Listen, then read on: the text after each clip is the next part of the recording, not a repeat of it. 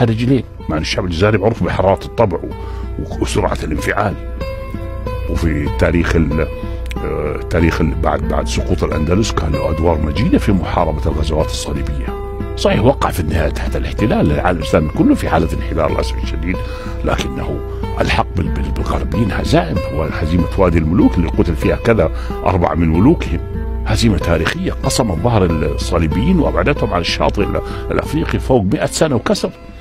معارك كبرى هنا قام بها، اللي قام بها الشعب الجزائري، بخلاف المغرب اللي فيه نوع من الليونة والخنوع، ضاحكين عليها وده اللي يدعي انهم حسنيين وحسين الدجالين هذول محيدينه، فخنعوا.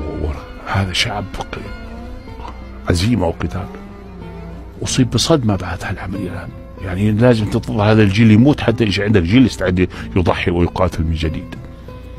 كان الواحد عندما حصل بسبب هذه جريمة الجماعة، عندما حصل قالوا لا بوتفليقة على بلاوي أحسن من هذولي، خليك